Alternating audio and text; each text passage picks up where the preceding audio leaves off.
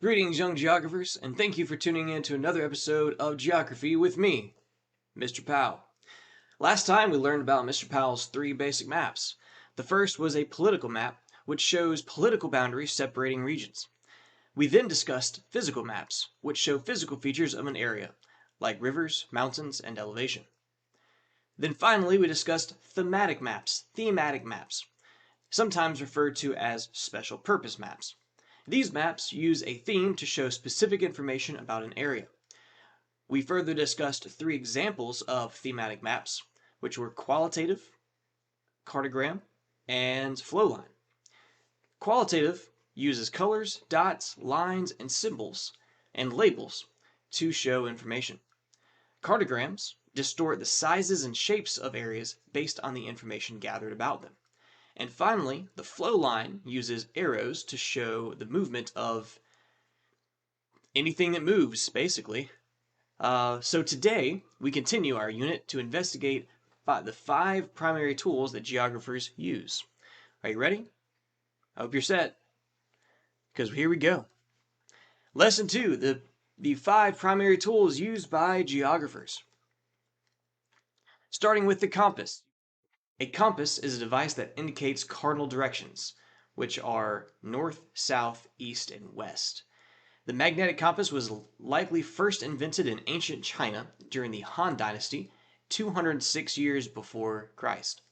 It's an instrument containing a magnetized pointer, which shows the direction of magnetic north and a person's way from it. We also have a compass rose, which is very similar to a compass, but is a symbol on a map that shows the cardinal directions. What are cardinal directions? We're getting there. Also called a compass star or wind rose. It includes both the cardinal directions and intermediate directions. Intermediate directions are northeast, southeast, southwest, and northwest. So to break that down, you have a compass, and a compass simply shows you north, south, whichever way direction is for you, east, west, right? But then there are directions that are not just up, down, left, and right. You got ones that are kind of like this, right? Not quite up, not quite to the right, or I guess your left, maybe. What that means is you have northeast, southeast, southwest, and northwest. So you can be a little bit more specific. If you look down at the bottom right-hand corner, you see Jack Sparrow working with his compass rose there, pointing to where his heart is leading him. You'll see that there's the cardinal directions, north, south, east, west, but you will also see the intermediate ones there as well.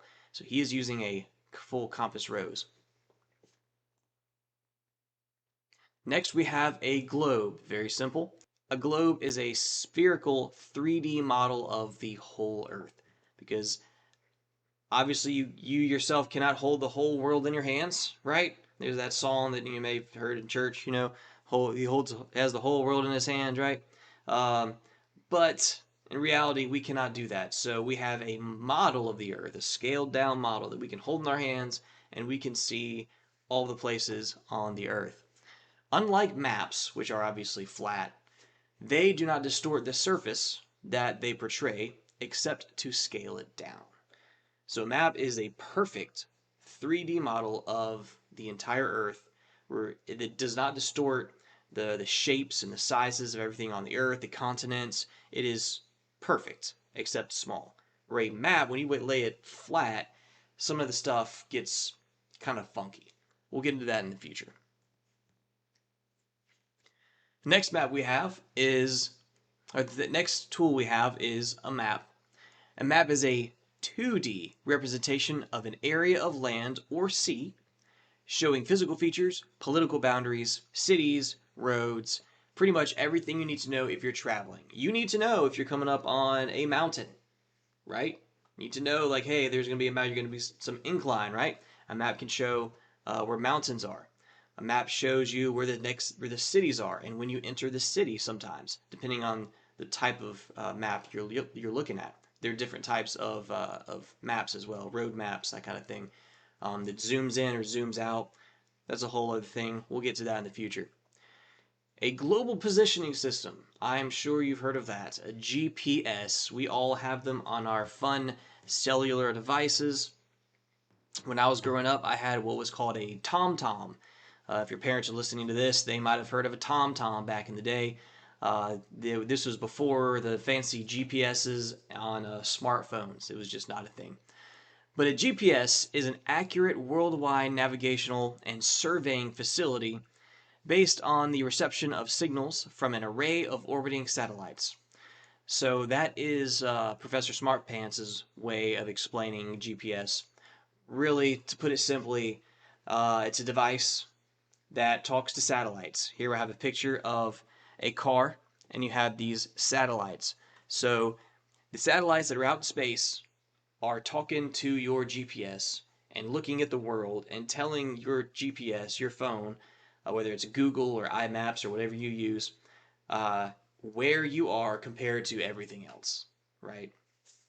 And that's what's happening. So anytime you pull out your GPS, your phone's talking to satellites in space. So that's how a GPS works. GIS. I don't know if you've ever heard of this before. This is a very interesting system. There are whole careers that are built around GIS. So if this sounds anything interesting to you and you're thinking about a career you might want to get into, GIS is a very exciting, interesting field to get into. So let's learn about what GIS is. GIS stands for Geographic Information Systems.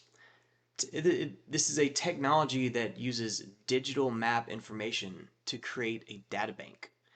Different data layers can be combined to produce specialized maps. It allows geographers to analyze different aspects of a specific place to solve problems. So here in this graphic, we have multiple layers of a multi-layered map, GIS. You have street data, that very first one right here. This is a map, and it just has nothing but the streets. No elevation, no physical features, no cities. It's just a grid, like in math, right? A grid that's got streets on it. Then there's another layer, a buildings data layer, that has nothing on it except exactly where buildings are. You've got a vegetation data layer. So this layer has trees and plants and parks and forests, anything that has vegetation. But then you put all of that together, like as you sandwich it in. You put it all together, all layers together, and boom, you have this, a combination of all of these layers all at once. So with a GIS system, you can look at a map and you can see all the layers all at once, or you can pull it apart and see it layer by layer, one little piece of information all at once. So it helps you really zone in and focus on one aspect of that area without being distracted by everything else. So when we do this, when we combine all the layers into one, we call that a composite map. Composite maps combines all layers in GIS into one map where you can see all the layers at once. And that's what's taking place right here in this fun little GIF we've got. Each one of these layers it's individual, has different parts of information, and then it all comes together and it creates that final piece, which is right there. And this is what GIS actually looks like. This person is actually putting together a GIS map right in front of us, right here. So if this looks interesting to you, consider it for a career. Here is an example of a GIS. This is, you guessed it, Google Maps, zoomed in, or maybe Google Earth, kind of a combination. So you've probably seen this before, right? So what is a layer? Well, one layer is maybe the streets, just the streets. And then you have the different colors, so kind of a qualitative map, right? Colors, dots, lines, symbols, labels. So we have streets and street labels here.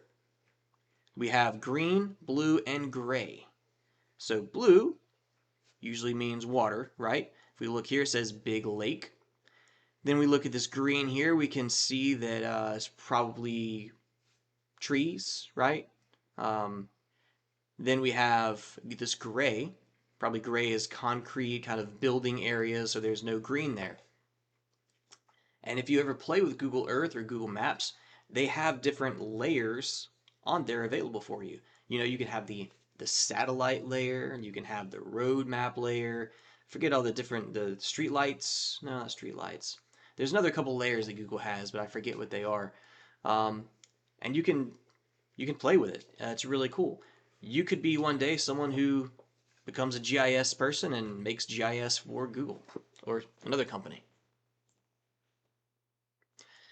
And that is the end of this lesson. Very simple, very quick. We got our tools. Once again, we've got globes, 3D models of the Earth, perfect 3D models of the Earth. We've got maps, which are flat, but when you take something in 3D and you press it flat, it doesn't work right. So if you guys have something that curves, when you press that flat, it's going to look probably a lot bigger, and that's not accurate. We have GPS, the global positioning system that talks to satellites from your phone.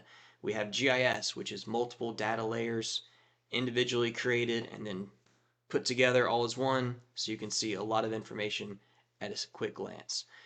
So that has been another episode of Geography with Mr. Powell. I hope you learned something. Can't wait to see you on the next one, so we'll see you soon.